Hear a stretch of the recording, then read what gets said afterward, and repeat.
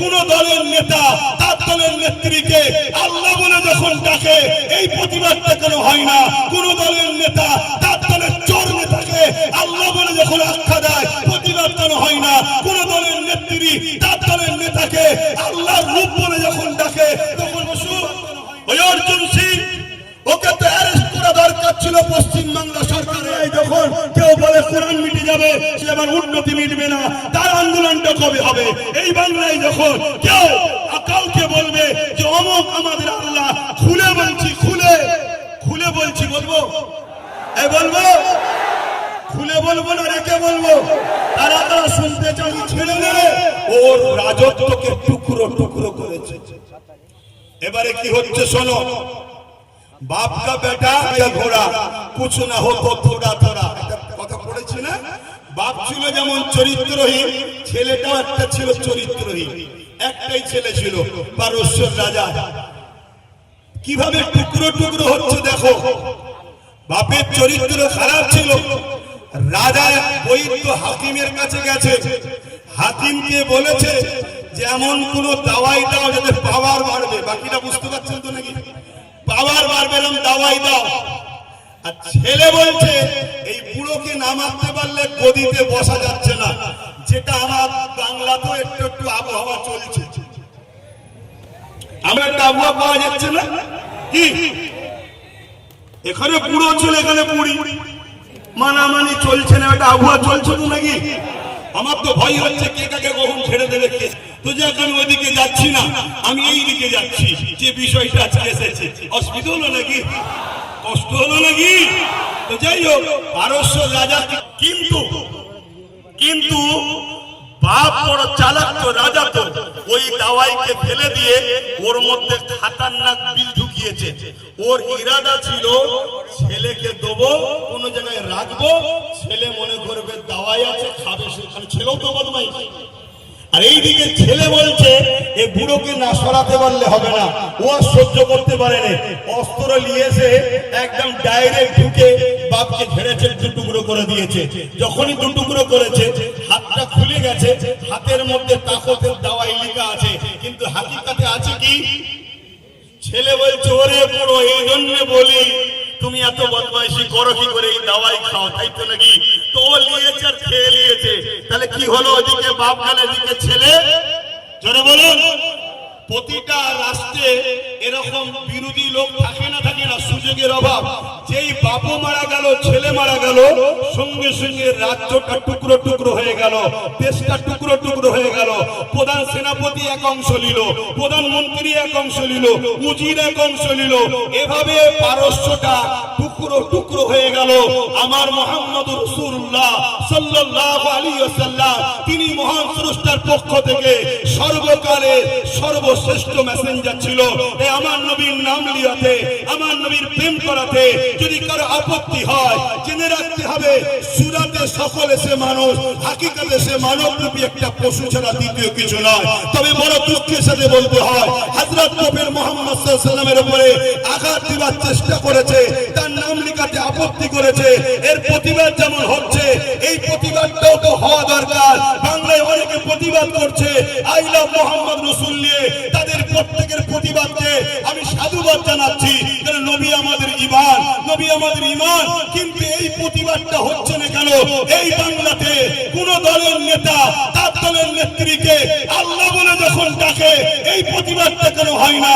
কোন দলের নেতা তার দলের চোর নেতাকে আল্লাহ বলে যখন আখ্যা দেয় প্রতিবাদ কেন হয় না? কোন দলের নেত্রী তার দলের নেতাকে আল্লাহর রূপ বলে যখন ডাকে তখন প্রতিবাদ কেন হয় না? বলছে এইটা এ বাংলার যুব সমাজ, এ বাংলার বাপ মা, আজও জাগো। এরা সবাই মিলে আমার ধর্মকে মিটাবে লেগেছে। এদের বিরুদ্ধে আমাদেরকে লড়াই করতে হবে। ওই লড়াইটা সংবিধানকে সামনে রেখে করতে হবে।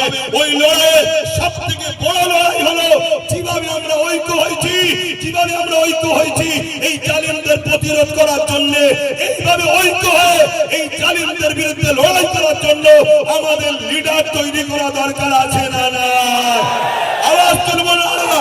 তারা আমার সঙ্গে একমত, হাত লম্বা করে তোলে। আমাদের লিডারের দরকার আছে না? নাই?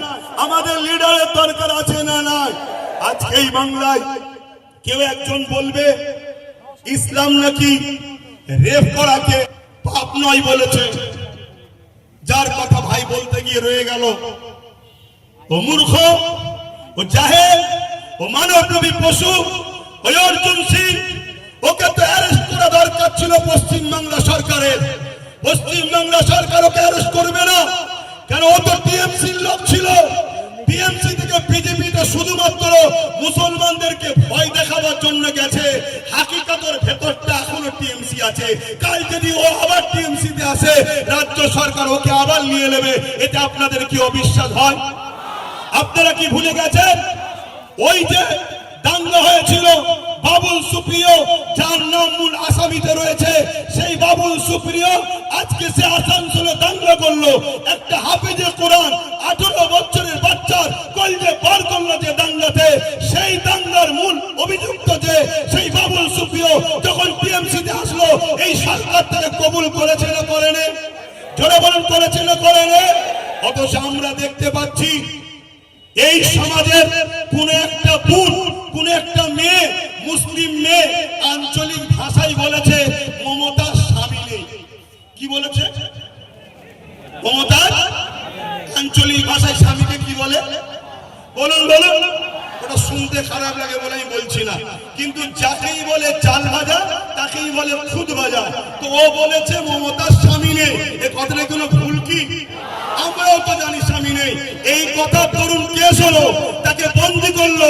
যে বেঈমান মালাউনটা ওই মুসলিম মেয়েটাকে কেস করেছে, ওই বেঈমান মালাউন জাহান্নামের কুকুরটা আজকে অর্জুন সিং এর বিরুদ্ধে কেস করবে কি?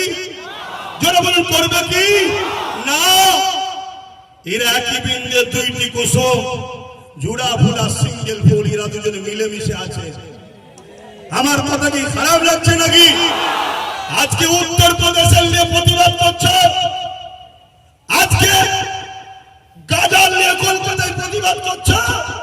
ভালো জিনিস করো, কিন্তু এই বাংলায় যখন মানুষের ঘর বানা হয়, ইফতারকে ফেলে দেওয়া হয়, তুলে নেওয়া হয়, কেস দেওয়া হয়, মিথ্যা মামলা দেওয়া হয়, কেজার কেস দেওয়া হয়, তার বিরুদ্ধে আন্দোলনটা কবে করবে? তুমি দূরের আন্দোলন করতে পারছো, উত্তর প্রদেশে আইলাম মোহাম্মদ রসুল লিখাতে মেরেছে, পিটেছে, আন্দোলন করছো, করছি, ভালো কথা।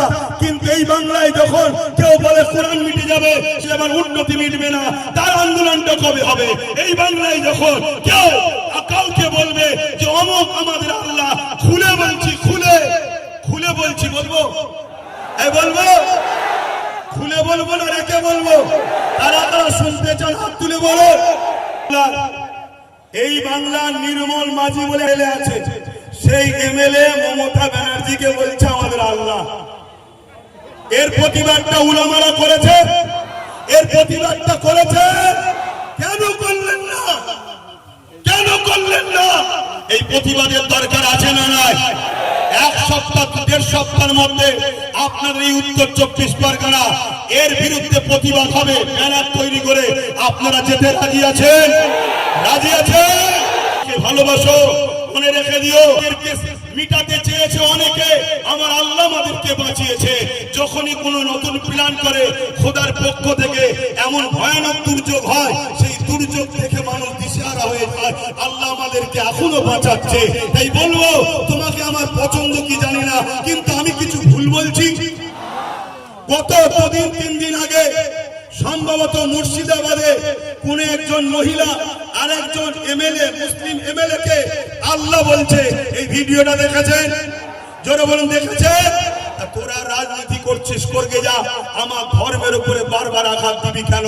কেন আমার আল্লাহকে নিয়ে টানা হবে? কেন আমার রসুলকে নিয়ে টানা হবে? কেন আমার কোরআনকে নিয়ে টানা হবে? কেন আমার দিনকে নিয়ে টানা হবে? যেখানে সংবিধান বলছে কারো ধর্মের উপরে আঘাত দিও না। তোমরা বারবার আমার রসুলকে, আমার দিনকে টার্গেট করছো কেন? ওরা দেখছে মুসলমানদের হাতে তো কোনো পাওয়ার নেই, মুসলমানদের বলার কোনো লিডার নেই, মুসলমানদের বলার কোনো লোক নেই। এই জন্য আমাদেরকে টার্গেট করেছে, ভিড় তৈরি করে এদের বিরুদ্ধে আন্দোলন করছি। ঠিক এইভাবে আমার আমাদেরকে অঙ্গীকার করতে হবে, আমরা নিজেদের লিডার বানাবো, নিজেদের নেতা বানাবো, নিজেদের পক্ষ থেকে এবং অন্য সমাজের গরিব মানুষ যারা আমার ধর্মের পক্ষে যদি না বলে, কমসে কম বিরোধী না করে, এমন লোককে আমরা সাথ দিয়ে আগামী দিন তাদের দ্বারা আইনত ব্যবস্থা এদের দ্বারা লব। এই ঐক্য হওয়া দরকার আছে না? না জনগণ আছে না? আজকে এই মাঠে আমাদেরকে কেন আসতে হবে?